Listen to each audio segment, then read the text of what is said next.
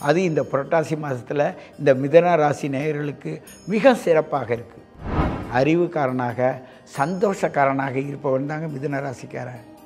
1000 பிரச்சனை இருக்கட்டுங்க, ஆனால் அந்த பிரச்சனையை பக்குவமாக ரொம்ப அழகாக எடுத்து போவதற்கான அறிவு சாஸ்திர ரீதியாக பார்க்கும்போது வாஸ்து பிரகாரம் நீ எந்த திசையில் நின்று உன்னோட ஆஃபீஸில் செயல்பட்டால் நீ மேலதிகாரிகிட்ட ஒரு நல்ல பேர் எடுக்கலாம். எந்த திசையில் நின்று நீ உழைச்சி கஷ்டப்பட்டு உழைச்சா கூட கெட்ட பேர் எங்கே எடுப்பேன்னா திசைக்கட்டுன்னு பேர்.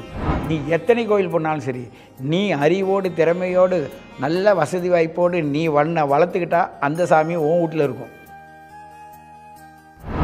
மிதுன ராசியை பிறந்த லக்னமாகவோ ராசியாகவோ மற்ற ராசிக்காரருடைய லக்ன அதிபதியோ ராசி அதிபதியோ மிதுனத்தில் இருந்தாலும் இது பொருந்தும்.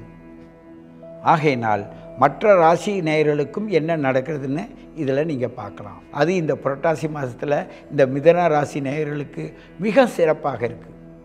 மற்ற ராசி நேயர்களுக்கு நீங்களும் இதில் எடுத்துக்கலாம், உங்களுக்கு தவறில்லை. ஏன்னு கேட்டால் ஒரு மீனன்னு எடுத்தால் அது 7வது வீடு, கும்பன்னு எடுத்தால் அது 8வது வீடு.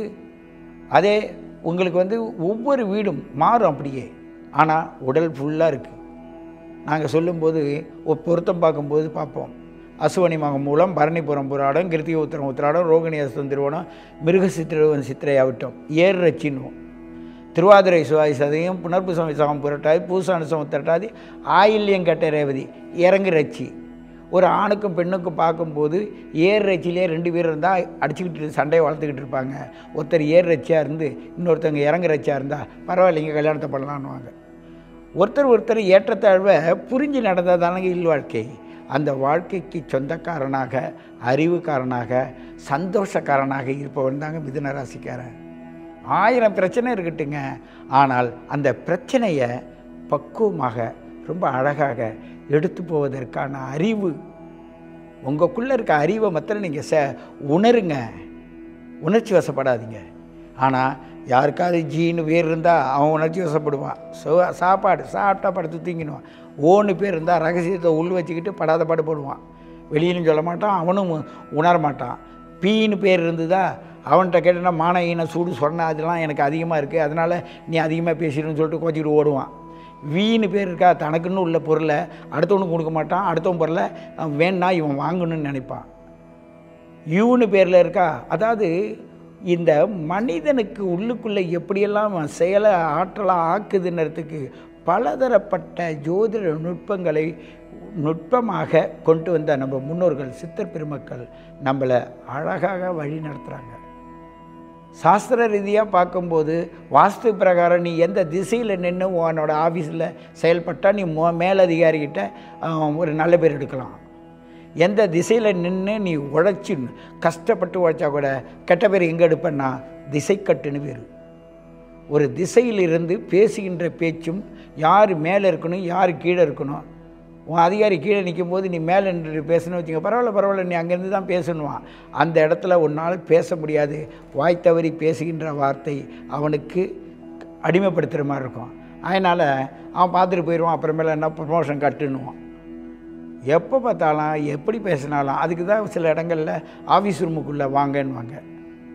அந்த இடத்துக்கு போகும்போது என்னன்னாக்க இந்த ஐஸ் சில்னஸ்ஸு இருக்கிறதுனால சிலருடைய மனோபாவம் மாறும்.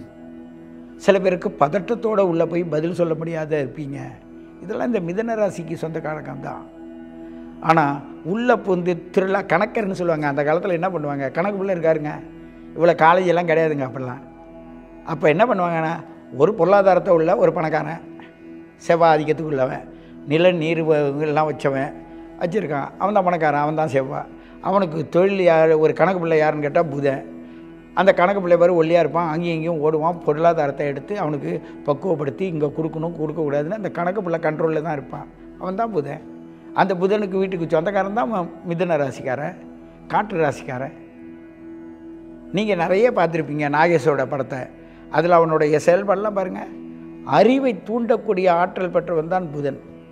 ஆகையினால் உங்களுடைய ஆற்றலை சிறப்பாக எடுத்து போகிற இந்த புரட்டாசி மாதத்தை எல்லோரும் வழிபடுவோம், உண்மையை உணர்வோம், அதற்குள் இருக்கிற ரகசியத்தை நீங்கள் புரிஞ்சுங்க. கோயிலுக்குள்ளே போய் சுற்றாதீங்க, உங்களுக்குள்ளே சுற்றுங்க, உங்களுக்குள்ளே இருக்க அறிவை சுற்றுங்க. நீ எத்தனை கோயில் போனாலும் சரி, நீ அறிவோடு திறமையோடு நல்ல வசதி வாய்ப்போடு நீ வளர்த்துக்கிட்டா அந்த சாமி உன் வீட்டில் இருக்கும். ஒரு வேளைக்கு காலை மாலை வச்சுக்கிட்டு கும்பிடுன்னு கும்பிடுவீங்க. ஆனால் 10 ரூபாய்க்கு வழி இல்லைன்னா எந்த சாமியும் நீங்கள் பார்க்க மாட்டீங்க, யாராவது பட்ட சோறு தராங்களான்னு பார்ப்பீங்க. அந்த அளவுக்கு உங்களுடைய அறிவையும் ஞானத்தையும் இழக்காமல் சீரும் சிறப்பாக வளர்வதற்கான பரிகார நிலையாக இந்த இயற்கை போவதால் மிதுன ராசி நேயர்களே, நீங்கள் அன்பாகவும் அறிவாகவும் சிறப்பாகவும் செல்லுவதற்கு இந்த காலம் உங்களுக்கு ஒத்துழைக்குது என்பதை கூறிக்கொண்டு உங்களை மீண்டும் சந்திக்கிறேன். உங்கள் சித்தயோகி பேரம்பலவாணன்.